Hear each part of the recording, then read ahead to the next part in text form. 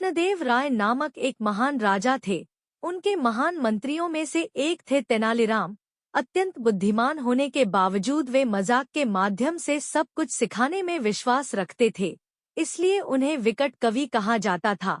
एक दिन एक धन व्यापारी कृष्णदेव राय के दरबार में आया। वह किसी दूसरे देश से था। राजा को प्रणाम करने के बाद उसने कहा, महान राजन, लोग मुझसे कहते हैं कि आपके पास बहुत से बुद्धिमान मंत्री हैं। अगर आप मुझे इजाजत दे तो मैं उनकी परीक्षा लेना चाहता हूँ। राजा उत्सुक हो गए और सहमत हो गए। तब व्यापारी ने राजा को 3 बिल्कुल एक जैसी दिखने वाली गुड़िया दी और उनसे कहा, महाराज, ये गुड़िया एक जैसी दिखती हैं, लेकिन अलग हैं। कृपया अपने बुद्धिमान मंत्रियों से अंतर पता करने के लिए कहें। मैं 30 दिन बाद वापस आऊंगा। यदि आप में से कोई भी इसे नहीं ढूंढ पाया तो मैं मान लूंगा कि आपके पास कोई बुद्धिमान मंत्री नहीं है। राजा सहमत हो गए और व्यापारी वापस चला गया।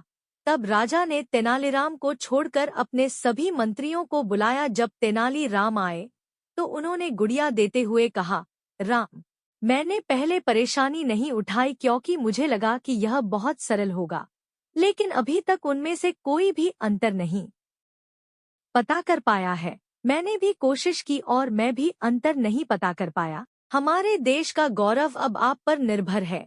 तेनालीराम ने गुड़िया स्वीकार कर ली और गुड़ियों के साथ 3 दिन बिताए। उन्हें भी यह बहुत कठिन लग रहा था, लेकिन आखिरकार उन्होंने पता लगा लिया। अगले दिन वह दरबार में गए।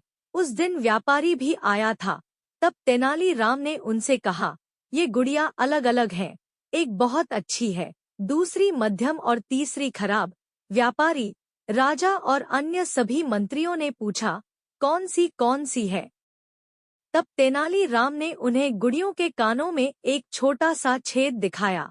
उन्होंने पहली गुड़िया ली और इस छेद के माध्यम से एक बहुत पतला तार डाला। तेनालीराम ने बताया, पहली गुड़िया, जिसके मुंह से तार निकला है, वह बुरी है। यह उन लोगों को दर्शाती है जिन्हें अगर हम कोई रहस्य बताएंगे तो वे उसे दूसरों को बताएंगे। दूसरी गुड़िया, जिसके दूसरे कान से तार निकला है, उन लोगों को दर्शाती है जो आपकी बात नहीं समझते, वे हानिरहित हैं और मध्यम हैं। तीसरी गुड़िया के मामले में रहस्य हृदय तक पहुंच जाता है और वहीं सुरक्षित रहता है। व्यापारी और राजा तेनालीराम की खोज से प्रसन्न हुए और उसे बहुत सारे उपहार दिए। तब तेनालीराम ने उनसे कहा कि उनका स्पष्टीकरण गलत था। उन्होंने उनसे कहा, एक और स्पष्टीकरण है। पहली गुड़िया उन लोगों को दर्शाती है जो सुनते हैं और दूसरों को सिखाते हैं, इसलिए वे अच्छे हैं। दूसरी गुड़िया उन लोगों को दर्शाती है जो सुनते हैं और समझते नहीं हैं, इसलिए वे मध्यम हैं। तीसरे प्रकार के लोग वे हैं जो चीजें सीखते हैं और किसी को नहीं सिखाते हैं और सब कुछ गुप्त रखते हैं, वे बुरे लोग हैं।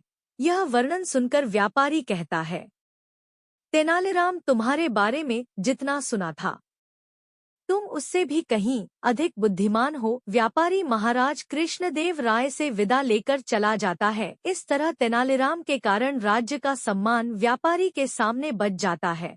अगर आपको मेरी कहानी अच्छी लगी हो तो वीडियो को लाइक, शेयर और चैनल को सब्सक्राइब करें।